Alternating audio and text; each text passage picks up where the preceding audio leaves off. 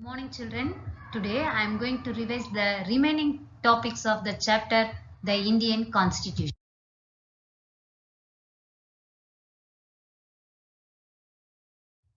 See, children, before we move on to the chapter, let me ask you a few questions based on the previous video class. Okay? What is a constitution? A constitution is a written document consisting of basic rules or principles according to which the people of a country are governed, isn't it? Simply we can say constitution is a written document, right? It consists of basic principles and rules according to which the people of a country are governed, isn't it? Yes. See, everywhere we human beings need the rules and regulations, isn't it? So, a constitution is a written document containing certain rules. Simply we can say constitution is a written document containing certain rules. Okay. So, basically a country is governed by a set of rules. It is called constitution. So, the entire society in India run by rules framed within the constitution, isn't it? Yes.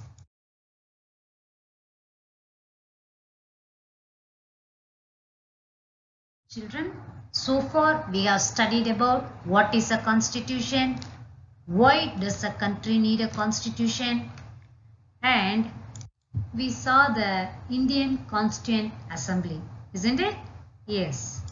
See, children, there are several reasons why it is good for a country to have a constitution. See, the constitution of a country tells its citizens what kind of society they live in and what values their society upholds. For example, we know our India is a diverse land, right? Many languages are spoken, many religions are followed, many social customs are followed, isn't it?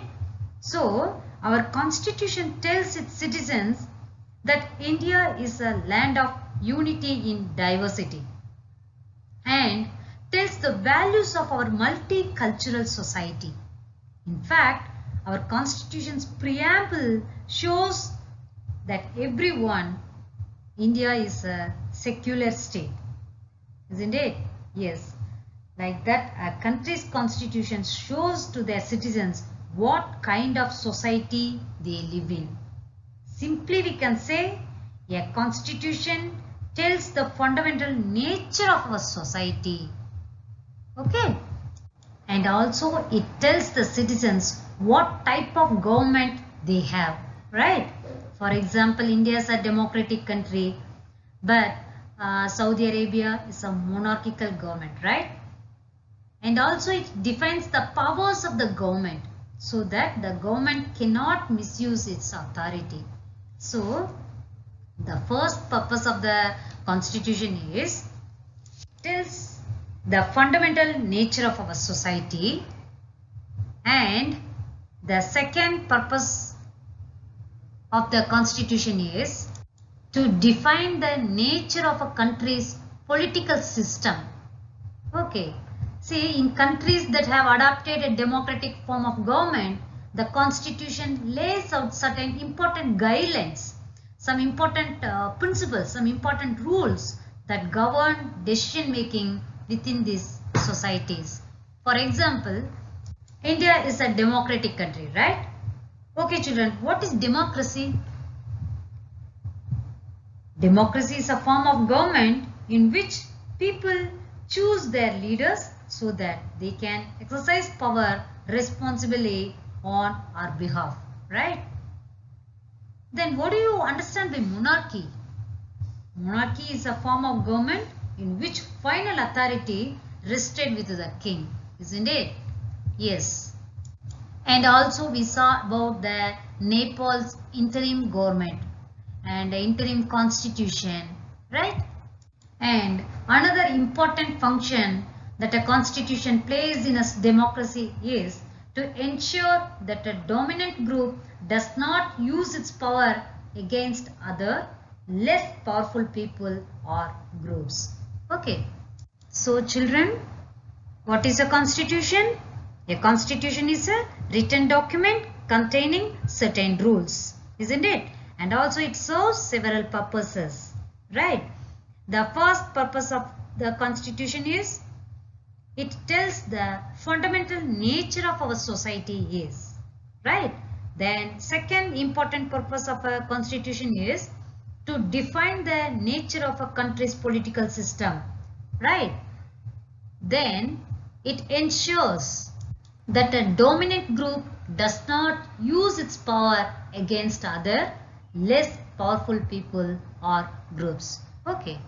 See children, now let us see the key features of the Indian Constitution.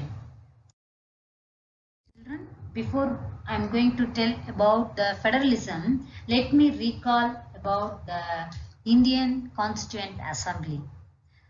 Okay, see, in the year 1934, the Indian National Congress demanded the Constituent Assembly. For what purpose they demanded? To draft a constitution for independent India, isn't it? Yes. See children, by the beginning of the 20th century, it means like after 1900, the Indian national movement had been active in the struggle for independence from British rule for several decades. See, during the freedom struggle, the nationalists had devoted a great deal of time to imagining and planning what a free India would be like.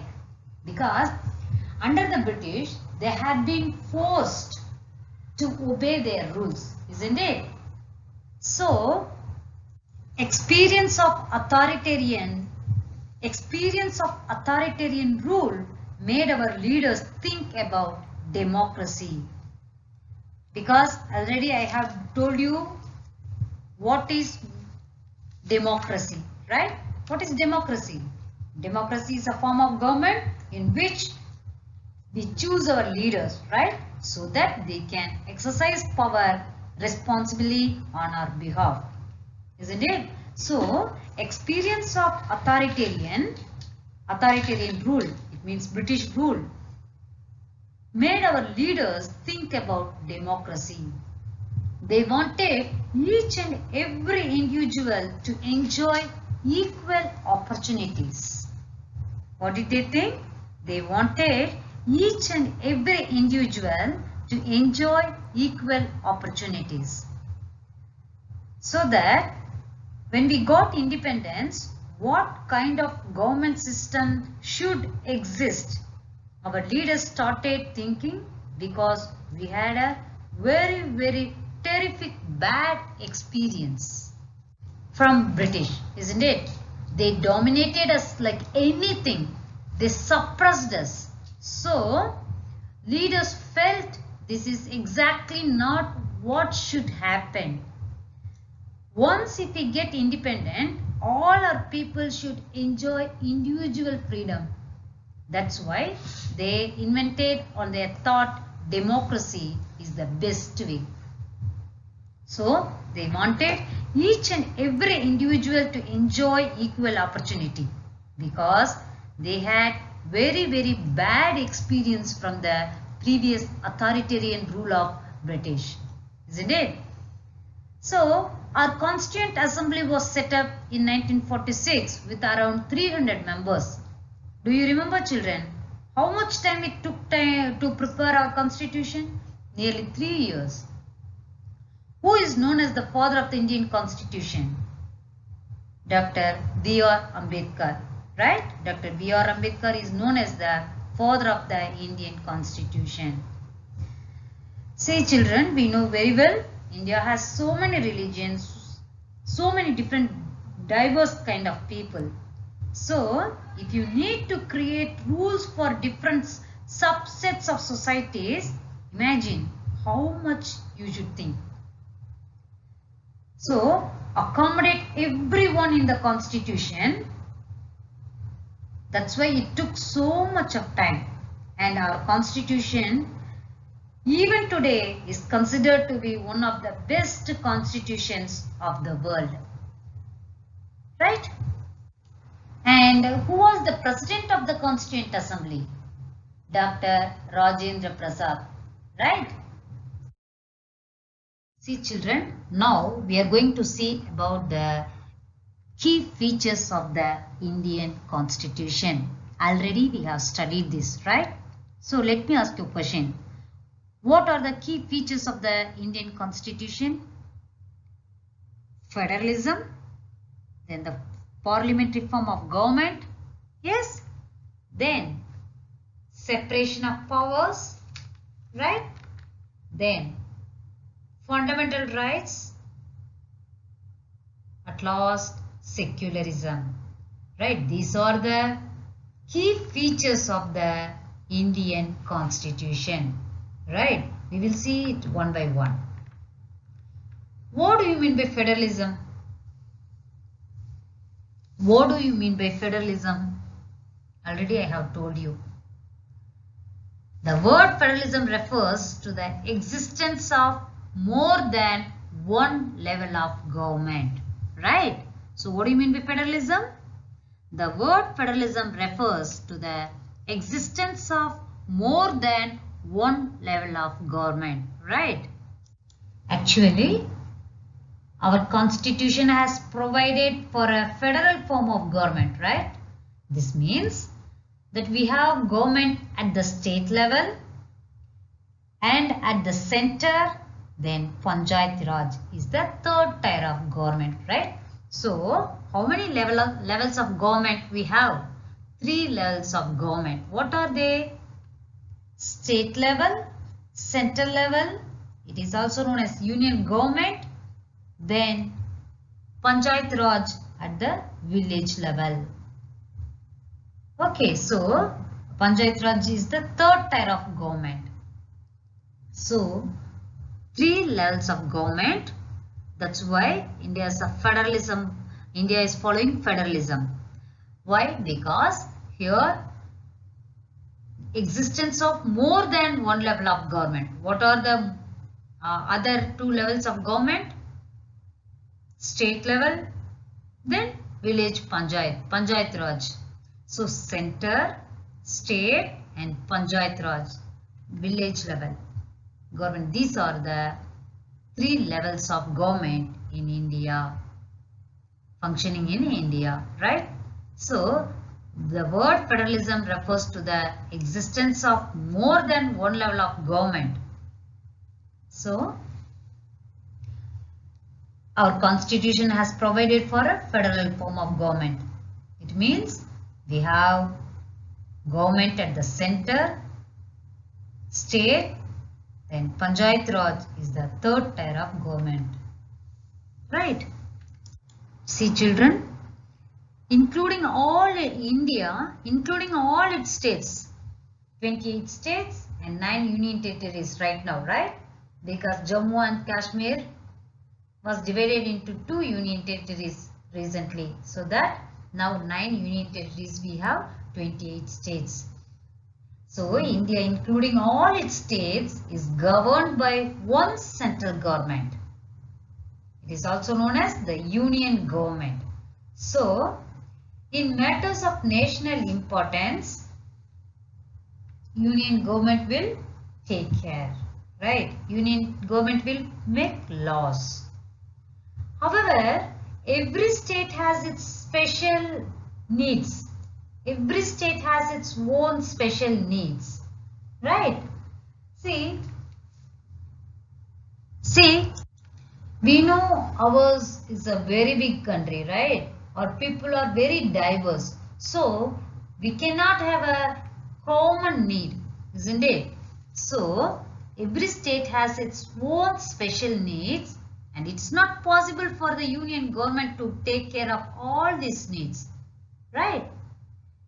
Yes, of course, it's not possible for the union government to take care of all these needs of state governments, right?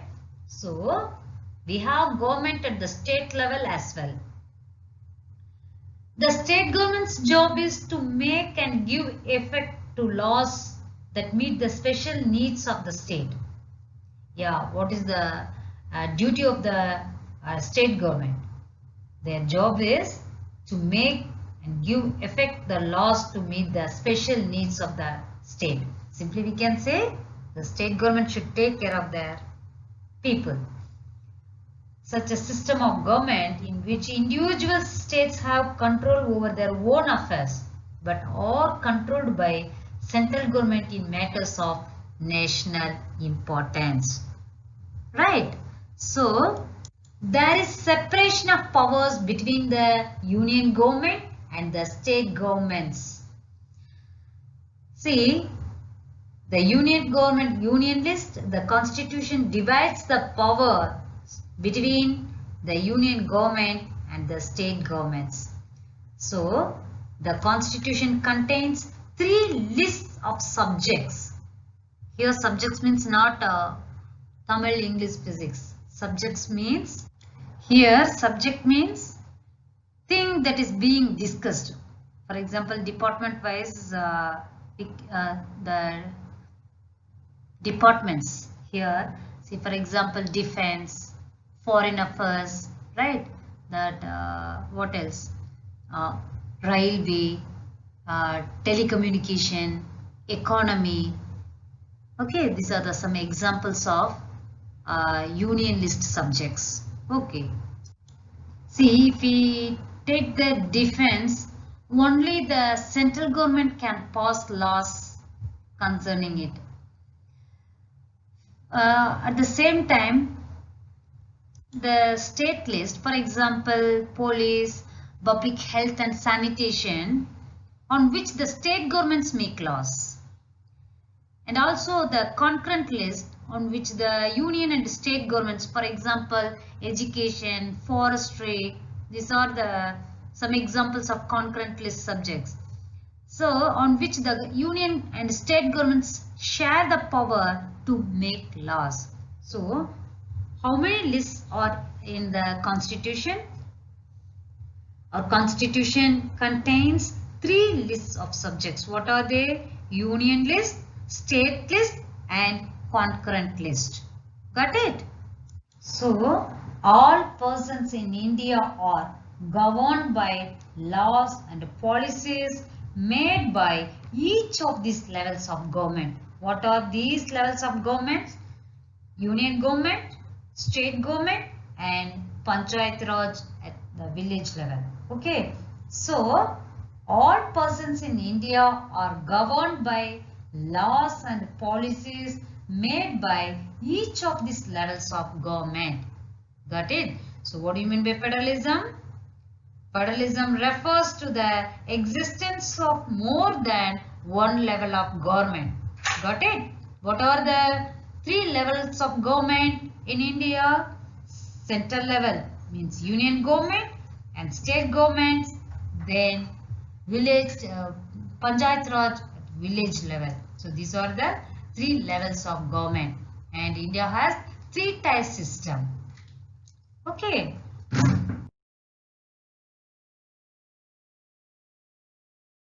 See children, now we are going to see about separation of powers, right? See, according to the constitution, there are 3 organs of the state, right? How many organs of the state? 3 organs of the state. What are they? What are the 3 organs of the state? They are the legislature, the executive and the judiciary, right? So, what are the 3 organs of the state? They are the legislature, the executive and judiciary. See children, the legislature refers to our elected representatives. We are sending our MPs to the parliament, right? So, the legislature refers to our elected representatives. At the same time, the executive is a smaller group of people who is responsible for implementing laws and running the government. So, the executive refers here the Prime Minister and his cabinet. ministers. So the executive is a smaller group of people who are responsible for implementing laws and running the government. Next, the judiciary. See, the makers of our constitution have provided for an independent judiciary. See, the Supreme Court is the guardian of the fundamental rights of the citizens. Who is the guardian of the fundamental rights of the citizens? The Supreme Court. It also decides the disputes between central government and states and all between two or more states. For example, Tamil Nadu versus central government. Then Tamil Nadu versus Kerala and Karnataka. Like, if any dispute arrives, who will solve? The Supreme Court. So, the Supreme Court is the guardian of the fundamental rights of the citizens, and also it solves the disputes between a central government and states and between two or more states. Got it? So, in order to prevent the misuse of power by any one branch of the state, the Constitution says that each of these organs should exercise different powers.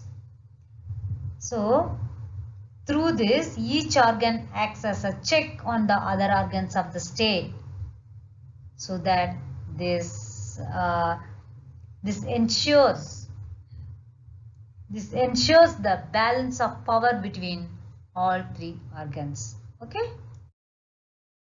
See, children, the Constitution guarantees several fundamental rights such as right to equality, right to freedom, right against exploitation, right to freedom of religion, cultural and educational rights, and right to constitutional remedies. So, what are the fundamental rights have been referred in the Constitution? Right to equality, right to freedom, right against exploitation, right to freedom of religion, then cultural and educational rights, then right to constitutional remedies. Is it? Yes. See, children, right to equality means all persons are equal before the law, right? So, it means that all persons shall be equally protected by the laws of the country. Right. So here it also states that no citizen can be discriminated against on the basis of their religion, color, caste, creed, and all. So all persons are equal before the law. Everyone has access to all public places such as restaurants, parks, temples, etc. So the state cannot discriminate against anyone on matters of employment. So, right to equality refers all persons are equal before the law, right?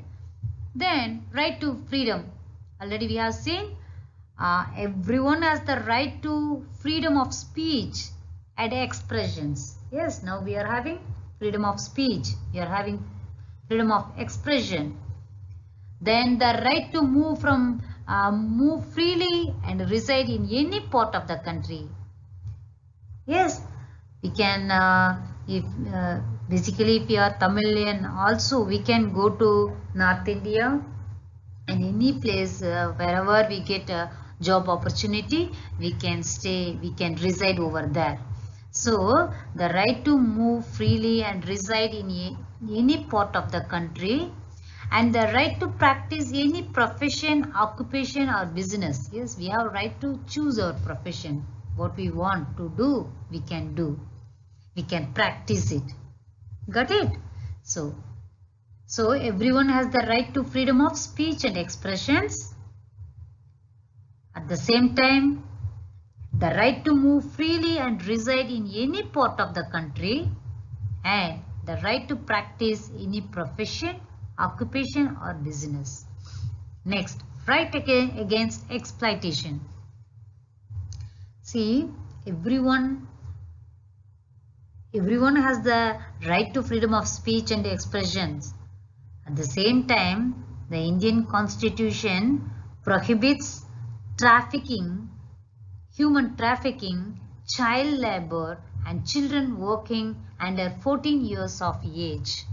You know, children, the practice of illegal buying and selling of people across national border. In other words, it refers to illegal trade in human beings, particularly women and children. See, we used to tell, no, they are kidnapping the kids and women to sell them to the other countries, right? So, the practice of illegal buying and selling of people across national borders. Then, what it is next? Right to freedom of religion. Right to freedom of religion. We have rights to choose a religion. What we want to follow, we can follow it. So, we have right to freedom of religion. Right? Then, cultural and educational rights. Our constitution states that all minorities, religious or linguistic, can set up their own educational institutions in order to preserve and develop their own culture. So, for example, minorities institutions, they can set up their own educational institutions in order to preserve and develop their own culture. Then next, right to constitutional remedies. See, children, a person has the right to go to the court for justice if he or she feels that their fundamental rights are being violated. If anyone's fundamental rights are being violated, they can go to the court. They can approach the court to get justice. So, a person has the right to go to the court for justice if anyone's fundamental rights are being violated. Okay, so these are the fundamental rights. Now we are going to see about secularism. See, children, what do you mean by a secular state? Last class I have told you. A secular state does not officially promote any one religion is the state religion. So what do you mean by a secular state? A secular state does not officially promote any one religion as the state religion. So, see, in India, no religion is promoted, whereas in countries such as Saudi, Kuwait, Qatar and all, they promote their national religion. So that a secular state is one which the state does not officially promote any one religion as the state religion. So, what do you mean by a secular state? A secular state does not officially promote any one religion as the state religion. Got it? See, children, let me ask you questions. Which among the following is not the key feature of the Indian Constitution? Option A, federalism. Option B, monarchy. Then option C, fundamental rights. Then separation of powers. Which one is the right answer? Monarchy, because the question is which among the following is not the key feature of the Indian Constitution. You see, we saw about federalism. The key features of the Indian Constitution is federalism. What it means? Federalism means existence of more than one level of government in the country, right? We have three levels of government. We have central government, or central government is also known as union government, then state government, then Panchayat Raj in the village level, right? So federalism. Then in fact We saw about fundamental rights. What are the fundamental rights? Right to equality, right to freedom, such a fundamental rights we have seen, right? So that what happened? So that is also one of the key features, fundamental rights, right? Then separation of powers, right? Separation of powers between which three organs? The legislature, the executive, and the judiciary, right? So here, which one is the not the key features of the Indian Constitution? Monarchy. What do you mean by monarchy? Monarchy is a form of government in which final authority rested with the king or queen, right? So, monarchy is the right answer. Then, the second question is, the constitution divides the state into dash organs. 1, 3, 2, 4. The answer is 3. Yes. What are the three organs of the state? The legislature, the executive, and the judiciary. Got it?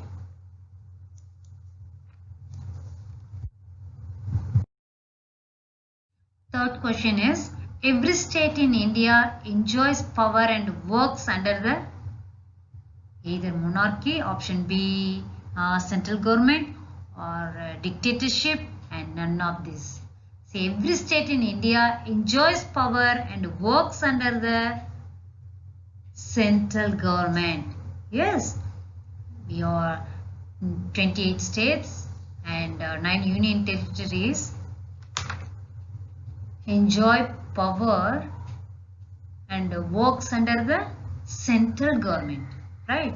So monarchy we know is a form of government which final authority rested with the king, right?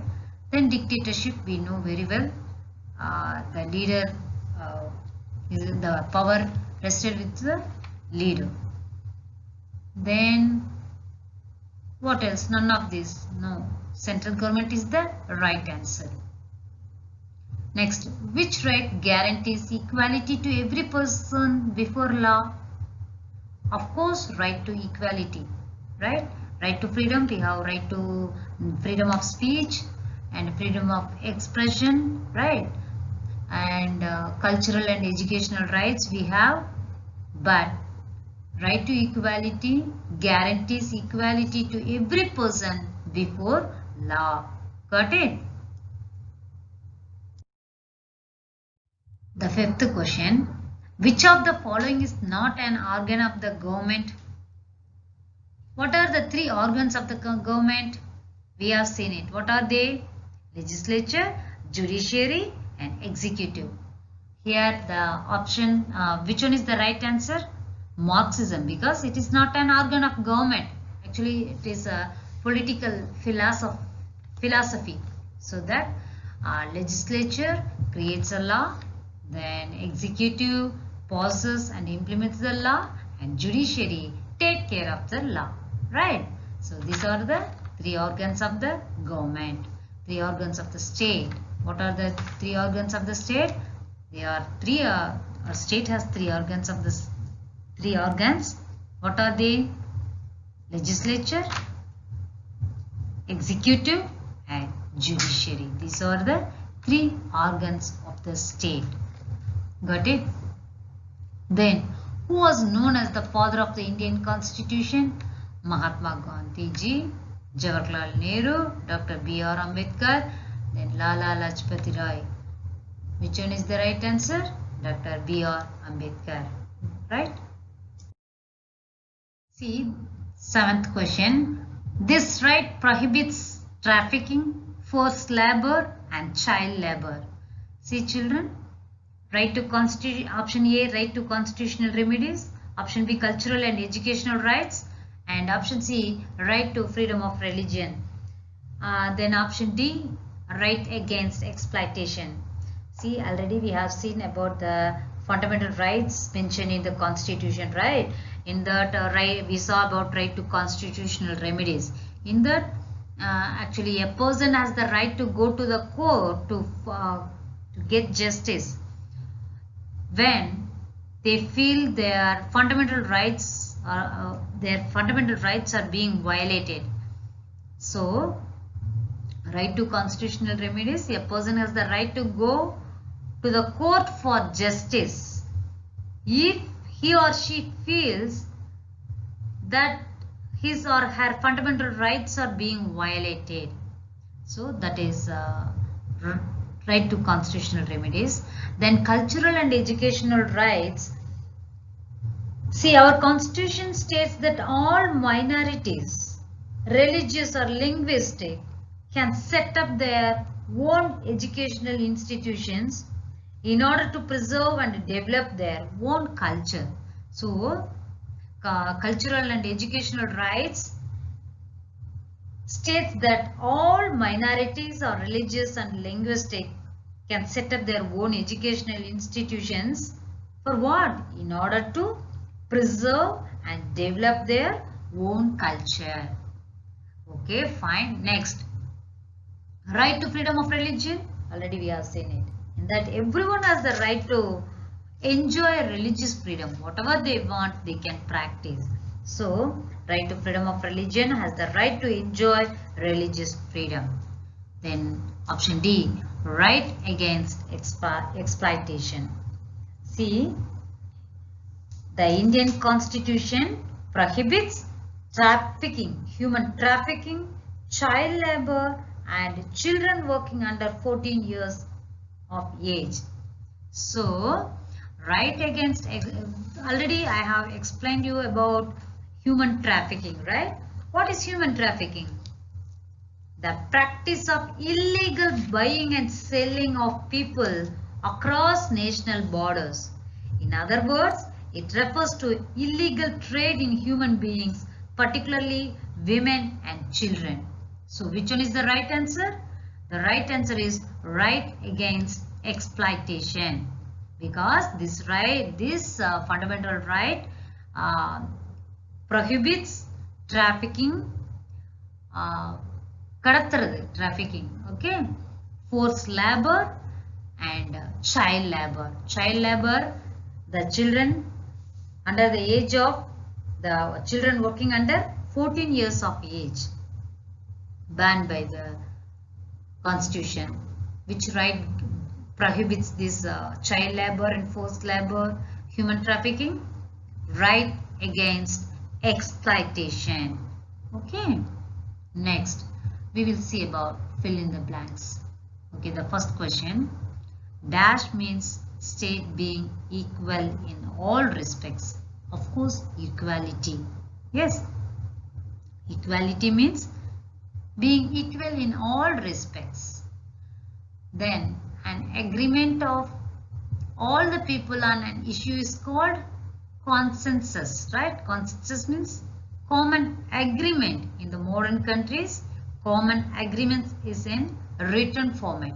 Okay, and so of course constitution is a written document containing some rules and principles, right? So an agreement of all the people on an issue is called consensus, common agreement on an issue. Then dash is the third tier of the government. Which one is the third tier of the government?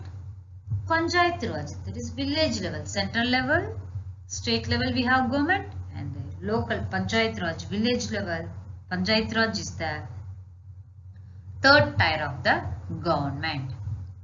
Then dash was the deputy prime minister of the independent India, Sardar Vallabhbhai Patel. Sardar Vallabhbhai Patel was the deputy prime minister of independent India, and also Sardar Vallabhbhai Patel is also known as what? Prominent member of the Constituent Assembly, and also is known as the Iron Man of India, right?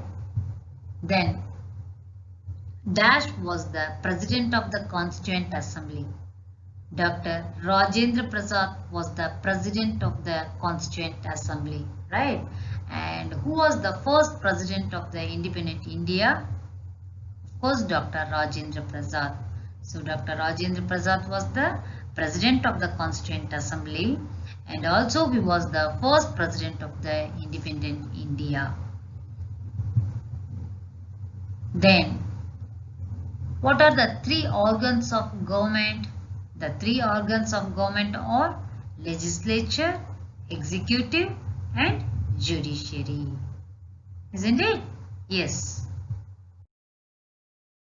See, dash allows citizens to move the court if their fundamental rights have been violated. Which right allows citizens to move to the court if their fundamental rights have been violated? Already we have seen right to constitutional remedies. See, right to, according to the constitutional remedies, if anyone feels their fundamental rights have been violated, they can move to the court. They can go to the court for getting justice. Okay. So, right to constitutional remedies allows citizens to move to the court if their fundamental rights have been violated. Then, dash is responsible for administering and enforcing laws. Actually, what is government?